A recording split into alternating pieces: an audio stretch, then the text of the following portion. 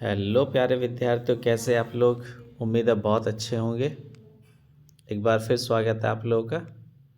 बच्चों देखिए, जो हम लोगों ने चैप्टर शुरू किया है गैर लाभकारी संस्थाओं के वित्तीय विवरण, इसके अंदर अभी हाल ही में हम लोगों ने न्यूमेरिकल पोर्शन शुरू किया है। प्रीवियस क्लास के अंदर हम लोग प्राप्ति एवं भुगतान खाता पढ़ चुके हैं। और हाँ, बिल्कुल, जब भी इस चैप्टर के अंतर्गत न्यूमेरिकल पोर्शन की बात हम लोग करते हैं तो यहाँ जनरली आप लोगों को 3 स्टेटमेंट देखने को मिलते हैं, जिसमें पहला है प्राप्ति एवं भुगतान खाता, जिसको हम आगम शोधन खाता भी कहते हैं। दूसरा आय व्यय खाता और तीसरा आर्थिक चिट्ठा। प्राप्ति एवं भुगतान खातों को हम लोग प्रीवियस क्लास के अंदर पढ़ चुके हैं। क्या इसका प्रारूप रहता है, कौन कौन से मदे इसके अंदर शामिल की जाती हैं, किस प्रकार ये तैयार किया जाता है, सब चीज़ें हम डिटेल में पढ़ चुके हैं।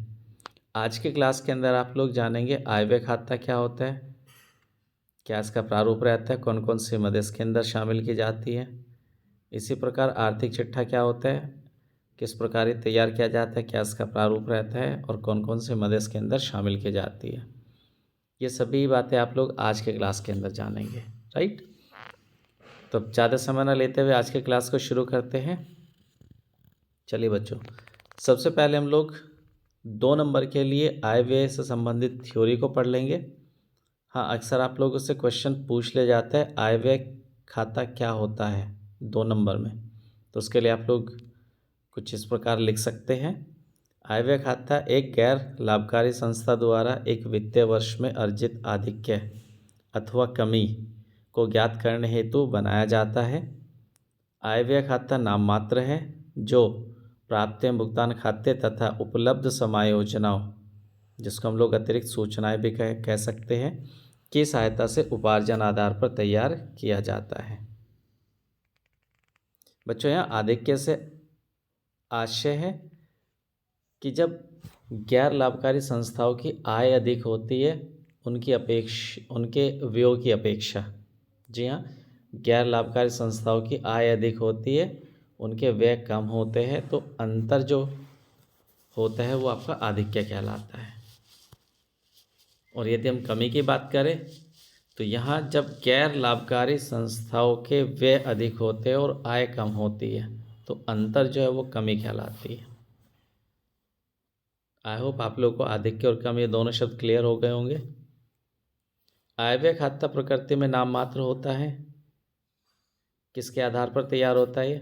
प्राप्ति एवं भुगतान खाते और उस उपलब्ध सूचनाओं, जो अतिरिक्त सूचनाएं दी गई थी उनके आधार पर। और यहाँ लेखांकन का कौन सा आधार अपनाया जाता है? उपार्जन आधार। ठीक, चलिए अब इसके बाद हम लोग देख लेते हैं आय व्यय खाते का क्या प्रारूप रहता है।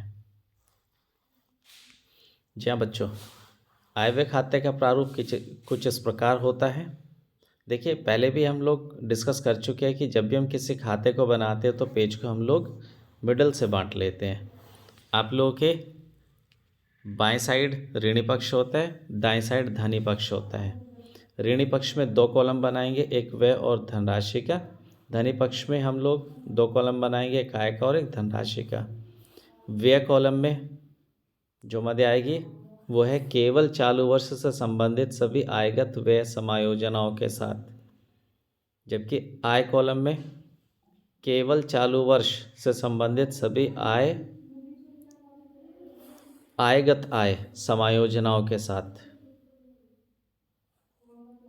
यहाँ आप लोगों को ध्यान रखना है, जब भी आय व्यय खाते की हम लोग बात करेंगे तो केवल और केवल आयगत मदों की बात करेंगे। वो आयगत व्यय, आयगत आय, क्लियर ये होगा। बच्चों देखिए, हम लोग पहले डिस्कस कर चुके हैं कि जो हमारी मदें होती है वो 2 प्रकार की होती है, एक पूंजीगत और एक आयगत। प्राप्ति एवं भुगतान खाते के अंदर हम दोनों मदों को लिखते हैं, दोनों का समावेश करते हैं, जबकि आय व्यय खाते में हम केवल आयगत मदों को लेकर के आएंगे, केवल आयगत व्यय और आयगत आय लेकर के आएंगे। क्लियर हुई? आई होप ये बात क्लियर हो चुकी होगी आप लोगों को। साथ ही आप लोगों को ध्यान रखना है कि जो आयगत मदें हम लोग यहाँ बात करें केवल और केवल चालू वर्ष से संबंधित होनी चाहिए।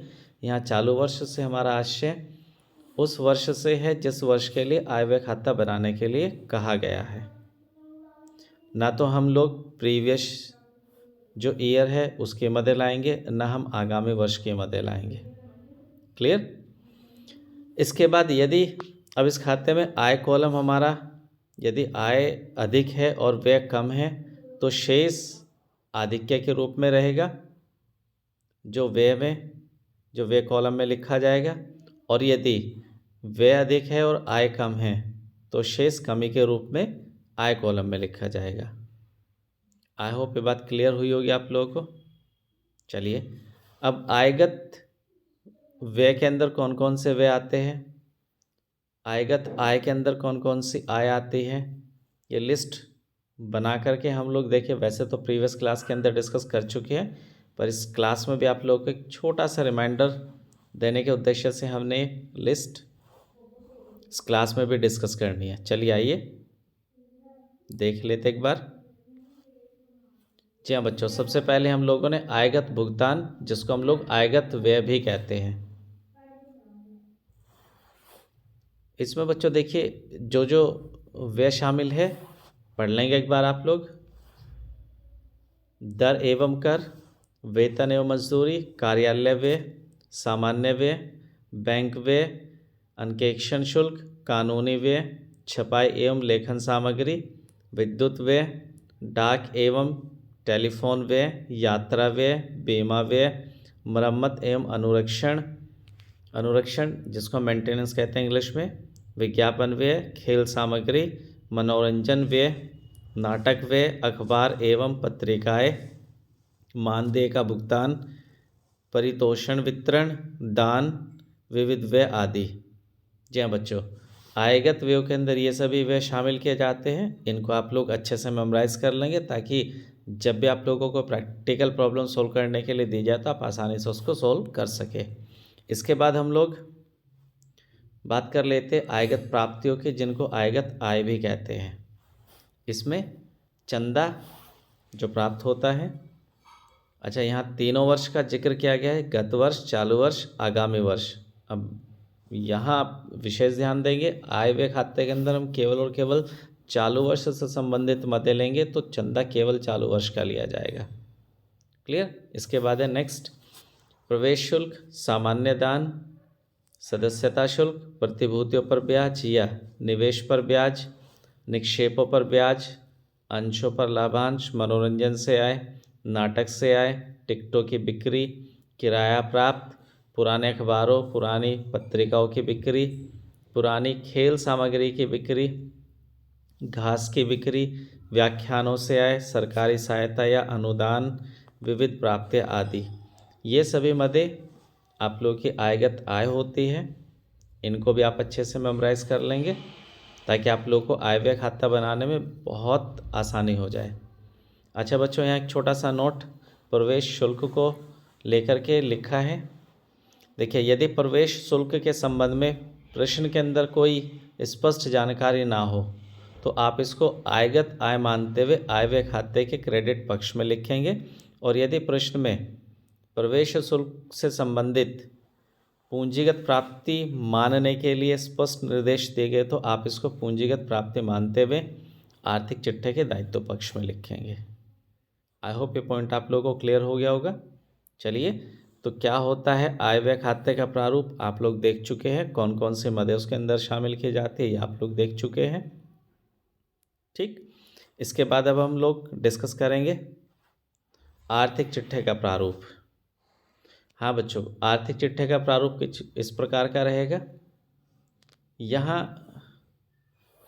फिर से देखिए, आर्थिक चिट्ठा बनाते समय हम पेज को दो हिस्सों में बांट लेंगे, एक आपका बाएं साइड और एक आपका दाएं साइड। बाएं साइड आपका दायित्व पक्ष होगा और दाएं साइड आपका संपत्ति पक्ष होगा। दायित्व पक्ष में हम लोग चालू एवं स्थायी दोनों दायित्व लिखेंगे, साथ ही हम लोग यहाँ पूंजी कोष लिखेंगे और पूंजी कोष में हम लोग आधिक्य और कमी को समायोजित करेंगे, जो कि हमें आय व्यय खाते से हस्तांतरित करना है। क्लियर। इसके बाद संपत्ति पक्ष में आते हैं। यहाँ हम लोग चालू एवं स्थायी सभी प्रकार के संपत्तियों को लिखेंगे। आर्थिक चिट्ठे की विशेष बात यह होती है कि दोनों दायित्व और संपत्ति दोनों साइड का योग बराबर होता है। यदि किसी वजह से दोनों साइड का योग, दोनों पक्षों का योग मैच नहीं करता, इसका मतलब सॉल्यूशन के दौरान आपने कोई मिस्टेक की है, आपको एक बार रिव्यू करने की ज़रूरत है और रिव्यू करके उस मिस्टेक को दूर करने की ज़रूरत है। क्लियर? आगे बढ़ने से पहले एक छोटा सा पॉइंट और हम यहाँ डिस्कस करना चाहेंगे। बच्चों, जनरली जब गैर लाभकारी संस्थाओं के अंतर्गत आप लोगों को आर्थिक चिट्ठा बनाने के लिए कहा जाएगा, तो आप लोग वर्ष के अंत में जो आर्थिक चिट्ठा बनाएंगे उससे पहले आप लोगों को एक प्रारंभिक वर्ष के प्रारंभ में चिट्ठा तैयार करना होगा। अब इस प्रारंभिक आर्थिक चिट्ठे को तैयार करने का उद्देश्य हमारा पूंजी कोष को ज्ञात करना होता है। इन सिंपल कि जब भी आप लोगों को गैर व्यापारिक संस्थाओं के अंदर आर्थिक चिट्ठा तैयार करने के लिए कहा जाएगा तो आपको 2 आर्थिक चिट्ठे तैयार करने, एक वर्ष के प्रारंभ में जिसको हम लोग बनाते हैं पूंजी कोष ज्ञात करने के लिए, और दूसरा वर्ष के अंत में जो कि संस्था की आर्थिक स्थिति ज्ञात करने के लिए बना जाते हैं। ठीक, अब क्या और किस प्रकार रहेगी सब चीज़ें, एक प्रैक्टिकल प्रॉब्लम को लेकर के हम लोग डिस्कस करेंगे ताकि आपके सारे डाउट्स क्लियर हो जाए और आप लोगों को एक प्रोसेस पता लग जाए कि किस प्रकार हम लोग न्यूमेरिकल को सॉल्व करेंगे। राइट, चलिए, इसके लिए बच्चों हम लोगों ने एक प्रैक्टिकल प्रॉब्लम ली है जो कि आप लोगों के सामने है। एक बार इसको आप लोग रीड आउट करेंगे, देन हम लोग इसको समझते हुए सॉल्यूशन बनाएंगे। अडल्ट लिटरेसी संस्थान द्वारा दिए गए प्राप्ति एवं भुगतान खाते तथा निम्न सूचनाओं के आधार पर 31 मार्च 2018 वर्ष के लिए आय व्यय खाता तथा तुलन पत्र तैयार कीजिए। जी हाँ बच्चों, यहाँ आप लोगों को प्राप्ति एवं भुगतान खाता दिया गया है कुछ एक सूचनाओं के साथ, और आप लोगों को आय व्यय खाता और तुलन पत्र तैयार करने के लिए कहा गया है। तुलन पत्र मतलब आर्थिक चिट्ठा। क्लियर? 31 मार्च 2018 को प्राप्ति एवं भुगतान खाता प्राप्ति साइड से पढ़ेंगे हम लोग। शेष आगे लाए, रोकड़ का शेष दे रखा है, बैंक का शेष दे रखा है। इसके बाद चंदा, फिर पुराने अखबारों की बिक्री, सरकार द्वारा सहायता, पुराने फर्नीचर का विक्रय, पुस्तक मूल्य 5000 जिसका दिया गया है, स्थायी जमा पर ब्याज। भुगतान साइड आएंगे हम लोग, सामान्य व्यय, अखबार, विद्युत, बैंक में स्थायी जमा जो 30 सितंबर 2017 को 10% प्रति वर्ष की दर से हैं, पुस्तकें, वेतन, किराया, डाक व्यय, फर्नीचर, शेष आगे ले गए। हस्तस्थ रोकड़ दे रखा है, बैंकस्थ रोकड़ दे रखा है, वही जो कैश का बैलेंस दिया है, कैश का शेष दिया है और बैंक का शेष दिया है। इसके अलावा कुछ सूचनाएं हैं जिसमें पहली है बकाया चंदा 31 मार्च 2017 को 2000 रुपया और 31 मार्च 2018 को 1500। दूसरी सूचना 31 मार्च 2018 को बकाया वेतन 600 रुपये और 1 माह का किराया अग्रिम भुगतान किया गया। तीसरी सूचना दी गई है 1 अप्रैल 2017 को संस्थान के पास फर्नीचर 12000 तथा पुस्तकें 5000। अब इन सब के साथ आप लोगों को आय व्यय खाता और तुलन पत्र जिसको आर्थिक चिट्ठा कहते हैं तैयार करना है। अब बच्चों देखिए, मैंने आप लोगों को बहुत अच्छे से क्लियर कर दिया है कि जब भी प्राप्ति एवं भुगतान खाते की बात आएगी तो यहाँ दोनों मदों को शामिल किया जाएगा, आयगत मदें और पूंजीगत मदें। दोनों मदें यहाँ लिखी जाएगी, लेकिन जब हम लोग आय व्यय खाते की बात करेंगे तो यहाँ केवल और केवल हम लोग आयगत मदों की बात करेंगे। तुलन पत्र की बात करेंगे आर्थिक चिट्ठे की तो यहाँ केवल और केवल पूंजीगत मदें लिखी जाएगी। ठीक, तो सबसे पहला जो हम लोग को काम करना है वो क्या करना है, प्राप्ति एवं भुगतान खाते में दी गई जितनी भी मदें हैं इनको हम लोग क्लासिफाई कर लेंगे पूंजीगत और आयगत मदों में। ठीक, चलिए शुरू करते हैं। प्राप्ति पक्ष से हम लोग शुरू करेंगे। सबसे पहले जो शेष दिया गया है हस्तस्थ रोकड़ और बैंकस्थ रोकड़। देखिए, बैंक और रोकड़ का जो शेष होता है पूंजीगत होता है। इसके बाद चंदा आयगत, पुराने अखबारों की बिक्री आयगत, सरकार द्वारा सहायता आयगत, पुराने फर्नीचर का विक्रय पूंजीगत, पुस्तक मूल्य 5,000। जी हाँ बच्चों, यहाँ एक छोटा सा आप लोगों को पॉइंट बनाना है। यदि आपको केवल इतना गिवन होता, पुराने फर्नीचर का विक्रय, तो एक केवल और केवल पूंजीगत मद मानी जाती। अब इतना पूंजीगत मद है। अच्छा, साथ ही यहाँ पुस्तक मूल्य भी दिया है जो 5,000 है। अब आपको विशेष ध्यान देना है कि यदि आप लोगों को किसी संपत्ति का विक्रय मूल्य और उसका पुस्तक मूल्य दोनों गिवन है, तो अंतर की राशि को आप लोग आयगत मत मानेंगे, और इसको हम लोग यदि हानि है तो आय व्यय खाते के व्यय पक्ष में, और यदि लाभ है तो आय व्यय खाते के आय पक्ष में लिखेंगे। जैसे यहाँ देखिए, पुराने फर्नीचर का विक्रय 3700 दिया है, जबकि पुस्तक मूल्य 5,000 है। विक्रय मूल्य कम है, पुस्तक मूल्य अधिक है, इसका मतलब यहाँ हानि है 1,300 रुपये की। इसको हम लोग आयगत मद कहेंगे, और विक्रय पर हानि हेडिंग बनाते हम इसको आय व्यय खाते के व्यय पक्ष में लिखेंगे। क्लियर। नेक्स्ट, स्थायी जमा पर ब्याज, ये भी आयगत होता है। आगे भुगतान साइड आते हम लोग। सामान्य व्यय आयगत, अखबार आयगत, विद्युत आयगत, बैंक में स्थायी जमा पूंजीगत, पुस्तकें पूंजीगत, वेतन आयगत, किराया आयगत, डाक व्यय आयगत, फर्नीचर पूंजीगत। शेष आगे ले गए। हस्तस्थ रोकड़ और बैंकर्स रोकड़ हमने कहा था ये पूंजीगत होता है। इसके बाद सूचनाओं को हम डिस्कस कर लेते हैं। बच्चों, यहाँ जितने भी समायोजनाएं होती हैं, ये दोनों स्टेटमेंट के अंदर लिखी जाती है। इनका दोनों स्टेटमेंट में लेखा होता है, तो इस लिहाज से आयगत और पूंजीगत दोनों मानी जाती है। जैसे बकाया चंदा, उसके बाद दूसरे नंबर पे बकाया वेतन, अग्रिम किराया, ये दोनों की दोनों सूचनाएं आप लोगों की आयगत और पूंजीगत दोनों हैं। इसके बाद तीसरी जो जानकारी दी गई है, 1 अप्रैल 2017 को संस्था के पास फर्नीचर तथा पुस्तकें, ये बच्चों पूंजीगत है, केवल आयगत नहीं है, क्योंकि यहाँ केवल इस सूचना के माध्यम से आपको ये बताया गया कि संस्था के पास वर्ष के प्रारंभ में क्या क्या संपत्तियाँ उपलब्ध रही। ठीक, तो हम लोगों ने अब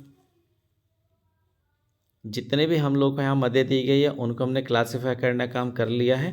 इनको आप लोग चिन्हित कर लेंगे जैसा कि हमने किया है। देखिए, जी हाँ बच्चों,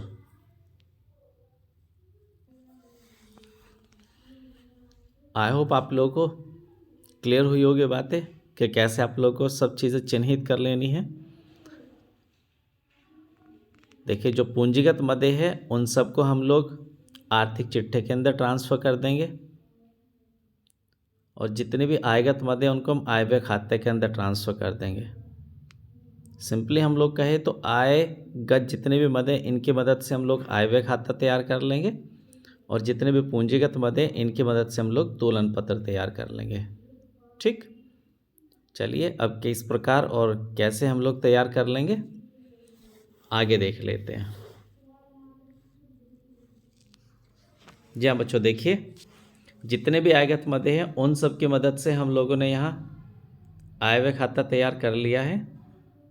चलिए जानिए एक बार। प्राप्ति पक्ष से हम लोग शुरू करते हैं।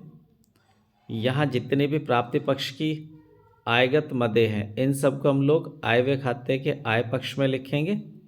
यहाँ सबसे पहले चंदा गिवन है, चंदे को लेंगे, और आप लोगों को चूँकि मैं बता चुका हूँ कि यहाँ केवल और केवल हम उन्हीं मदों को लेंगे जो चालू वर्ष से संबंधित होगी, और चालू वर्ष से हमारा आशय होता है उस वर्ष से जिस वर्ष के लिए आय व्यय खाता तैयार किया जा रहा है। हमारा जो आय व्यय खाता तैयार किया जा रहा है 31 मार्च 2018 को समाप्त होने वाले वर्ष के लिए किया जा रहा है। इसका मतलब जो हमारा वित्तीय वर्ष है वो, या चालू वर्ष जो हमारा है वो क्या है, 1 अप्रैल 2017 से 31 मार्च 2018 मीन्स 2017-18। तो यहाँ हम लोग चंदा जो लेंगे 17-18 का लेंगे, 26,500। उसके बाद इसमें एक नीचे एडजस्टमेंट है, देखिए 31 मार्च 2018 को 1500 रुपये का चंदा बकाया है, इसको हम लोग प्लस कर लेंगे। बच्चों जो अदद मद होती है उसको हम लोग संबंधित मद में प्लस कर लेते हैं, और अगर पूर्वदत्त है तो उसको संबंधित मद से हम लोग माइनस कर देते हैं। ऐसे यदि उपार्जित कोई मद होती है तो संबंधित मद में हम उसको प्लस कर देते हैं, और अनुपार्जित मद होती है तो उसको संबंधित मद से हम लोग माइनस कर देते हैं। ध्यान रखिएगा इस बात को। तो यहाँ चंदा 26,500 प्लस अदत है 1,500, तो टोटली 28,000 रुपया बन जाता है। इसके बाद पुराने अखबारों की बिक्री आयगत मद है 1,250। इसके बाद सरकार द्वारा सहायता प्राप्त, ये भी आयगत मद है 12,000। इसके बाद पुराने फर्नीचर का विक्रय मूल्य और पुस्तक मूल्य, इन दोनों के बीच का जो अंतर है वो हमारी आयगत मद मानी जाएगी। यदि पुस्तक मूल्य अधिक है, विक्रय मूल्य कम है तो ये हानि होती है। यदि पुस्तक मूल्य कम और विक्रय मूल्य अधिक होगा तो वो लाभ होगा। खैर यहाँ पुस्तक मूल्य हमारा 5,000 है फर्नीचर का, और उसका विक्रय मूल्य 3,700 है, जो कि पुस्तक मूल्य से कम है, तो अंतर हमारा हानि कहलाएगा। इसको हम लोग आय व्यय खाते के व्यय पक्ष में लिखेंगे। देखिए जो कि ऊपर लिखा हुआ है, फर्नीचर के विक्रय पर हानि 1,300 रुपया। इसके बाद स्थायी जमा पर ब्याज 450। यहाँ एक छोटी सी एडजस्टमेंट है, ये नीचे अतिरिक्त सूचनाओं में नहीं है। देखिए ऊपर ही भुगतान पक्ष में आप लोग आइएगा तो लिखा है बैंक में स्थायी जमा। हाँ, और इसके साथ एक नोट दिया है 30 सितंबर 2017 को 10% वार्षिक दर पर। जी हाँ बच्चों, ये जो बैंक में स्थायी जमाएँ है वो 30 सितंबर को कराई गई 10% वार्षिक दर पर, और हम लोग जो अपने खाते तैयार कर रहे हैं वो 31 मार्च 2018 को कर रहे हैं। तो सितंबर के बाद से 31 मार्च 2018 तक आप लोग इस पर इंटरेस्ट कैलकुलेट कर लेंगे, जो कि वर्किंग नोट 2 में दिया गया है। देखिए सितंबर के बाद अक्टूबर, नवंबर, दिसंबर, जनवरी, फरवरी, मार्च 6 माह का ये समय बनता है, 6 माह की अवधि है। इसके लिए आप लोग 18,000 पे 10% के हिसाब से ब्याज निकालेंगे।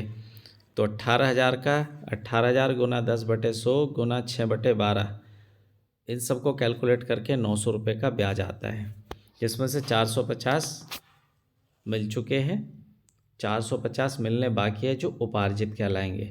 देखो बच्चों, आय व्यय खातों को हम लोग किस आधार पर तैयार करते हैं? इसको उपार्जन आधार पर तैयार करते हैं। यहाँ उपार्जन आधार से आशय हमारा कि यदि कोई आय उपार्जित हो जाती है, चाहे वो रोकड़ में प्राप्त हुई हो या नहीं हुई हो, हम उसको अपने लेखांकन के दौरान लिखेंगे। ऐसे यदि कोई व्यय देय हो जाता है, भले उसका भुगतान रोकड़ में हुआ हो या नहीं हुआ हो, उसको पूरे को हम लोग अपने लेखांकन के दौरान लिखेंगे, उसका लेखा करेंगे। क्लियर? इसलिए हम लोग यहाँ 900 रुपये को लिख रहे हैं। 450 हमारा प्राप्त है, 450 उपार्जित है, प्लस करके हम इसको पूरा 900 का फिगर बाहर निकाल लेंगे। चलिए बच्चों, उसके बाद हम लोग अब भुगतान पक्ष को देख लेते हैं। यहाँ सामान्य व्यय, अच्छा जितने भी भुगतान पक्ष की मदें हैं वो सब आय व्यय खाते के अंदर व्यय पक्ष में लिखी जाएगी। सबसे पहले सामान्य व्यय 3,200 रुपया, उसके बाद अखबार 1,850, विद्युत 3,000, बैंक में स्थायी जमा पूंजीगत है, इसको नहीं लिखेंगे, ये आर्थिक चिट्ठे में लिखी जाएगी। इसके बाद पुस्तकें, ये पूंजीगत मद है, ये भी आर्थिक चिट्ठे में जाएगी, अव्यय खाते की मद नहीं है। वेतन आयगत है, इसको ले लेंगे हम लोग 3,600 रुपया। नीचे एक एडजस्टमेंट है, वेतन 600 रुपया अदत है, और अदत, जी हाँ, बकाया को अदत कहते हैं। अगर कोई व्यय बकाया होता है देना तो उसको अदत कहा जाता है। अदत को हम लोग प्लस करेंगे, 3,600 प्लस अदत के 600, टोटल 4,200 रुपये हम लोग बाहर निकाल लेंगे। इसके बाद किराया 6,500, इस पर भी एक एडजस्टमेंट है, अग्रिम 1 माह का किराया दिया गया है। इसकी कैलकुलेशन हम लोगों ने वर्किंग नोट के नोट नंबर 1 में दिया है। ये जो 6500 रुपये दिया ये 13 महीने के हैं। अब 13 से इसको डिवाइड करके हम लोग 1 महीने का किराया निकाल लेंगे 500। अब चूँकि इसमें 1 महीने का अग्रिम है तो अग्रिम को हम लोग पूर्वदत्त कहते हैं, उसको माइनस करेंगे 6500 से। तो 6500 माइनस 500 ये हमारा 6000 हम लोग बाहर निकाल लेंगे। इसके बाद डाक व्यय 300 रुपया, फर्नीचर पूंजीगत है, आर्थिक चिट्ठे की मद है, ये आर्थिक चिट्ठे में जाएगी। शेष आगे लेके ये भी पूंजीगत मद है, आर्थिक चिट्ठे में जाएगी। बस आय व्यय खाते की ये सब मदें थी, हम लोगों ने रिकॉर्ड कर ली। अब इन सब की कैलकुलेशन आप लोग कर लेंगे। देखिए आय व्यय पक्ष को यदि हम लोग समअप करें, इसका योग करें तो 42,150 बनेगा। और आय व्यय खाते के यदि हम लोग समअप करें, जिसमें 1300, 3200, 1850, 3000, 4200, 6300 इन सब को जोड़े तो 19,850 बनेगा। अब 42,150 में से 19,850 माइनस करते ही शेष आएगा 22,300, जो कि आय का व्योपर आधिक्य कहलाएगा और इस संस्था के लिए एक आधिक्य रहेगा। राइट। आई होप आप लोगों को आय व्यय खाता समझ में आया होगा। देखिए बहुत सिंपली हम लोगों ने यहाँ जितने भी आयगत मदें क्लासिफाई करी थी वहाँ से उनकी मदद से हम लोगों ने आय व्यय खाता तैयार कर लिया है। इसी प्रकार अब जो बची पूंजीगत मदें उनकी मदद से हम लोग आर्थिक चिट्ठा तैयार कर लेंगे। कैसे, चलिए देख लेते हैं। जी हाँ बच्चों, लीजिए हम लोगों ने आर्थिक चिट्ठा तैयार करा है पूंजीगत मदों की मदद से। अब आप लोग को मैं बिल्कुल बता चुका हूँ कि जब भी हम लोग गैर व्यापारिक संस्थाओं के अंदर आर्थिक चिट्ठा बनाएंगे तो हम लोग वर्ष के अंत में आर्थिक चिट्ठा बनाने से पहले वर्ष के प्रारंभ में प्रारंभिक चिट्ठा तैयार करेंगे, जिससे हम लोग पूंजी कोष की गणना करेंगे। ठीक, चलिए एक बार वापस से पढ़ेंगे। हम लोग प्राप्ति पक्ष से शुरू करेंगे। जितने भी पूंजीगत मद हैं उनको हम लोग आर्थिक चिट्ठे में हम लेकर के आएंगे। सबसे पहले हम लोग प्रारंभिक आर्थिक चिट्ठा तैयार करेंगे जो 31 मार्च 2017 या 1 अप्रैल 2017 को तैयार करेंगे। देखिए बच्चों, किसी भी वर्ष का, किसी भी बीते वर्ष का जो अंतिम शेष होता है वो अगले वर्ष का प्रारंभिक शेष होता है। ठीक है, तो यहाँ प्राप्ति पक्ष से हम लोग सबसे पहले शुरू करेंगे। जो प्रारंभिक शेष दिया है, शेष आगे लाए, रोकड़ का 4,000 और बैंक का 15,550, इसको हम लोग प्रारंभिक चिट्ठे में संपत्ति पक्ष में लिखेंगे। इसके बाद 2017 31 मार्च या 1 अप्रैल 2017 की कोई मद है तो उसको देख लेंगे नीचे सूचनाओं के अंतर्गत। जहाँ देखिए बकाया चंदा गिवन है हम लोग को 31 मार्च 2017 का 2000, ये हम लोग संपत्ति पक्ष में लिख लेंगे। बकाया चंदा हमारे लिए संपत्ति होता है क्योंकि चंदा मिलना बाकी है। इसके बाद नीचे तीसरी सूचना देखिए, 1 अप्रैल 2017 को संस्थान के पास फर्नीचर 12,000 और पुस्तकें 5,000 की थी। इन दोनों मदों को ले लेंगे, फर्नीचर 12,000, पुस्तकें 5,000। इसके अलावा कहीं कोई और मद नहीं है जो कि 31 मार्च 2017 या 1 अप्रैल 2017 से संबंधित हो। अब इन मदों की हेल्प से हम लोग पूंजी कोष को ज्ञात कर लेंगे। देखिए संपत्ति पक्ष में जितने भी आप लोग के मद हैं उन सबका योग करके 38,500 बनेगा।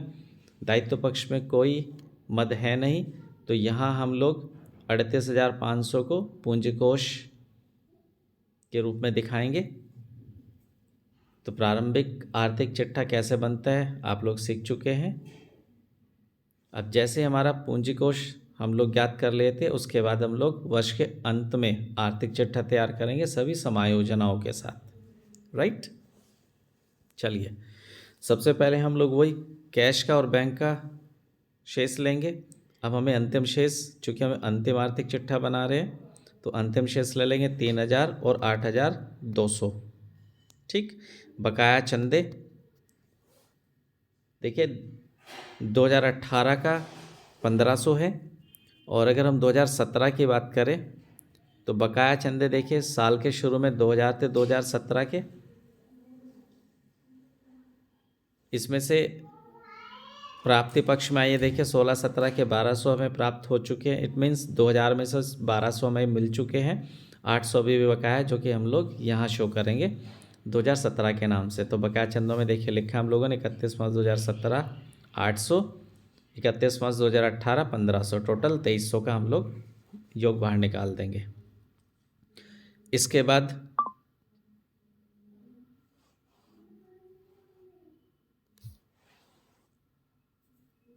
फर्नीचर की बात कर लेते हैं। पुराना जो हमारे पास फर्नीचर है वो 12,000 का है। इस वर्ष हम लोगों ने देखिए भुगतान पक्ष में 10,500 रुपये का फर्नीचर हमने ख़रीदा है। इसको हम प्लस कर लेंगे, टोटल 22,500 का फर्नीचर बन जाता है। माइनस कर लेंगे विक्रय। जी हाँ, फर्नीचर यदि हमने बेचा, हाँ बिल्कुल, देखिए प्राप्ति पक्ष में आइए, पुराने फर्नीचर का विक्रय, पुस्तक मूल्य हम लोग लेंगे 5,000, ये माइनस कर लेंगे 22,500 माइनस 5,000, ये 17,500 का शेष हम लोग दिखा देंगे।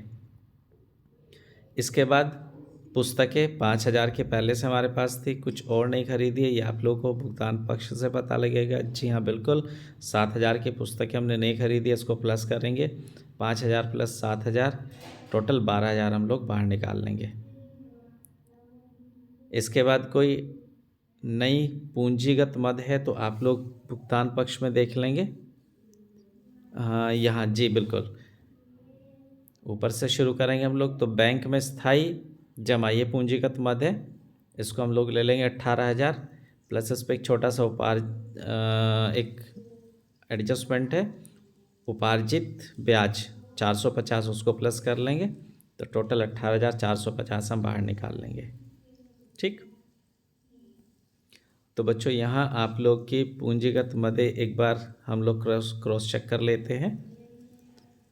शुरू से प्राप्ति पक्ष में आते हैं।